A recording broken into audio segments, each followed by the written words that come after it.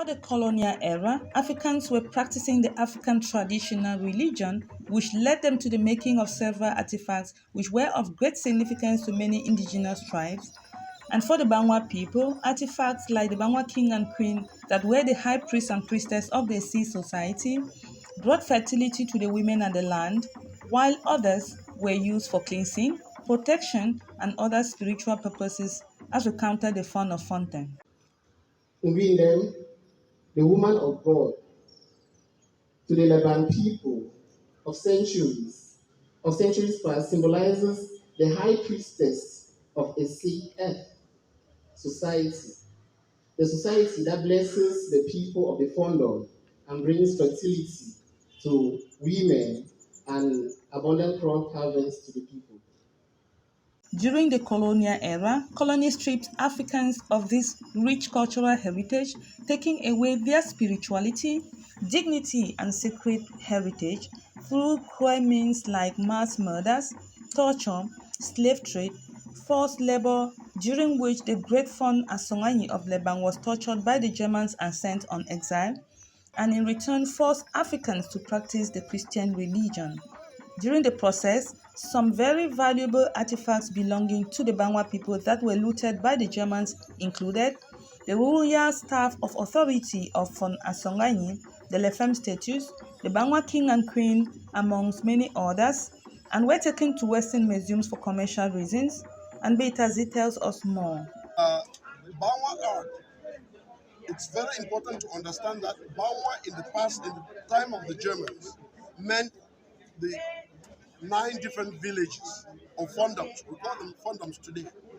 But most of the art that is in foreign archives comes from Fontaine, and we know the names of some of the people who carved who made the artworks. One of them is called Asonganyi, who carved 2 pieces that have become very, very famous: the Bangwa Queen and the male version that is called Tiny.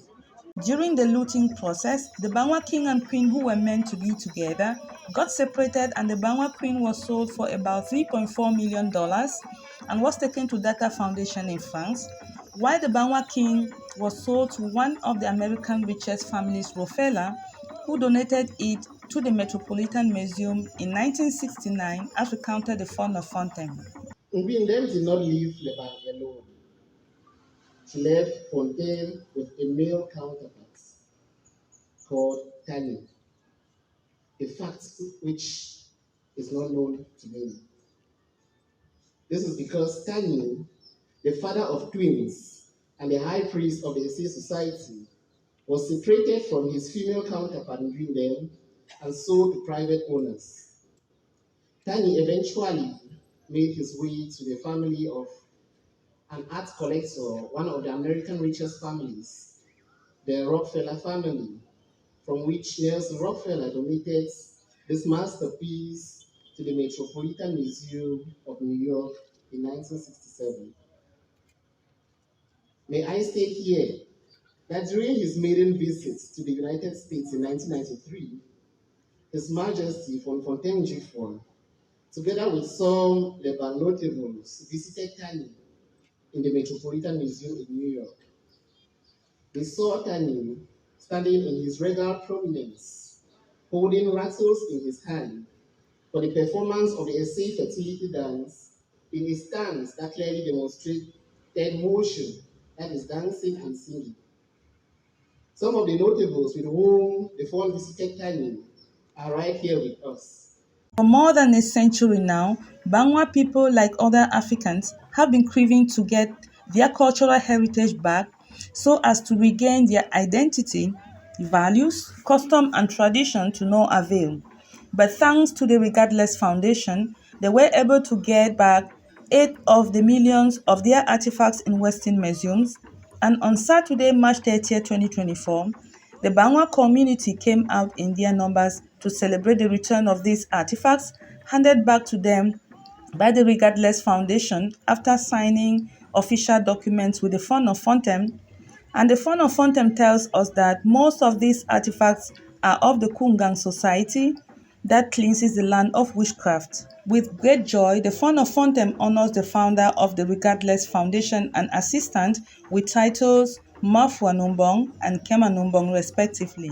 You are known in the Bangwa land as Mafua Anumbong, which means a notable of benevolence. Okoro, from today you are known as Ukem Anumbong, that is Ukem of benevolence. The Fund of Fontem, on behalf of the Bangwa people who own these artifacts, poured traditional libation to invoke ancestral spirit to cleanse these artifacts in case they were desecrated in the foreign land. And this must send a clear message to those still keeping some of these artifacts in their private museums to return them.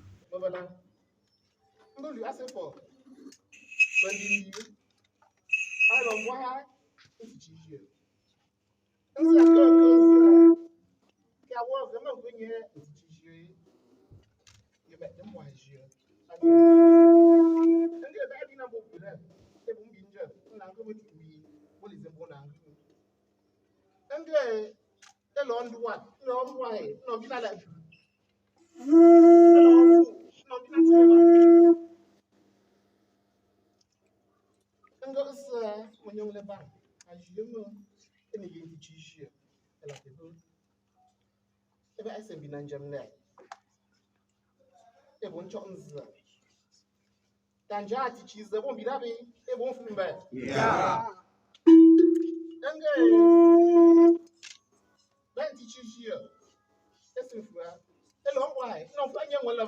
Yeah.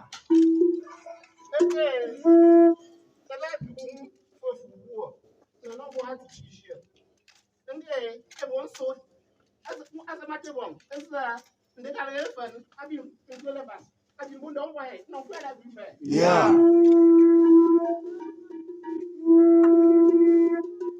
It must be recalled that the Fund of Fontem has traveled to Germany before to request for the return of this treasure, a trip that many are still expecting to yield fruit. Nonetheless, the message is out there and Africans are coming. The above invitation opened room for further communication, and which led me to officially address a restitution request to the Lord Mayor of Brunswick, as well as the director of the Municipal Museum. In my letter, I expressed the desire to personally come to Germany and visit and identify our artifacts kept in their museums. In the mayor's reply to my letter, the Lord Mayor regretted the punitive actions on our people by the German colonial masters, a past they are not proud of. He acknowledged our artifacts, which are in their museums, and heartily expressed his desire to receive me and my delegation to Brunswick. While we were preparing for this historic visit, another request came from the Rotenstruct Just Museum in Cologne, where our Lefebvre sculpture is located. This could only be through the power of our ancestors. From the 9th to the 15th of July 2022, I led a delegation to Germany, first to Cologne and then to Brunswick. There we saw with joy as well as with pain our long lost artifacts. Sylvie Njobati, founder of the Regardless Foundation, reminds the Bangwa community, like other African communities, that they still have the duty to ensure that their artifacts are brought back so as to regain their indigenous knowledges, history, experiences, and stories. As we celebrate today, we must remember that we have unfinished business with humanity.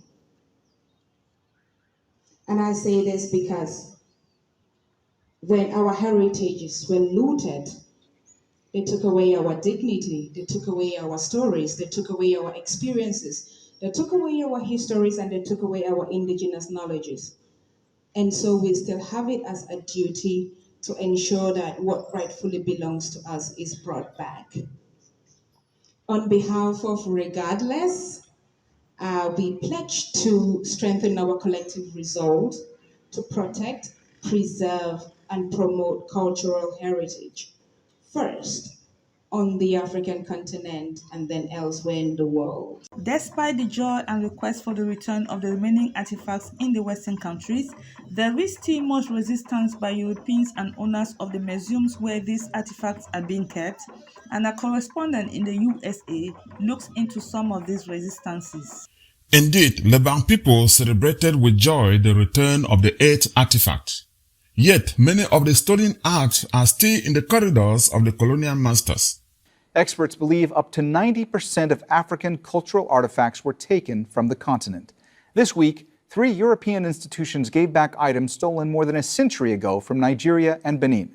Campaigners who fought for years to return those objects hope it's just the start. For so long of its presence, and we offer our heartfelt apologies for this historic wrong. There is a growing effort to retrieve all the artwork taken forcefully from Africa, and a superstar comedian, Trevor Noah, in a daily TV show, jokingly saying they should even give it back with some activists and human rights lawyers. There is a lot of resistance from the West, especially those making millions from this treasure. It's not lost. There is still hope, and many African leaders are standing up now. Those countries who have extracted the wealth from our people, they need to return a portion of that wealth to facilitate basic development. So now we have found that African governments, now equipped with the historical knowledge, are able to say, we want to have a conversation around reparations. We want to talk about it. So that was one of the major seismic achievements. So when the African Union met at the end of last year and declared that 2025 is going to be the year of African reparations, that was a huge historic achievement. And the Lebang community should not only rejoice and go to sleep, but must buckle up for the fight to ensure the complete repatriation of all these artifacts. I am Ernest Kumba. For Fontem and others comment on the return of these artifacts to the Bangwa people. It's like we're living without our souls. And for some of them to be back today, it's a very great achievement, and we give thanks a lot to those who facilitated this task of bringing these ancestors back to us. My name is Chief Osofua from Lebang. For my impressions, I think I'm particularly very happy. Very, very, very happy. I've never been as happy as I am today. If you listen to our phone, you would have realized that the phone had told people what these artifacts meant for us. Yeah, here is Mekazmi, and I will invite His Royal Highness to Fabella to accompany him here so that the press can talk to them. So many problems. Fabella Ganga, the Royal Highness, I'm sure. I'm very confident. The press, if you want to. One of the questions asked now is, now that some of these artifacts have returned and many more are still to come, and apart from just keeping them in their natural environment, what other values do they bring in terms of the socio-economic development to the community? Would they be kept in the Lefem only for kingmakers to see or display in public? Will Lebang construct a museum? Many questions and answers. For more report on these artifacts and other community news, follow us on Gaza Media. I am Gillette Atemken, reporting for Gaza Media.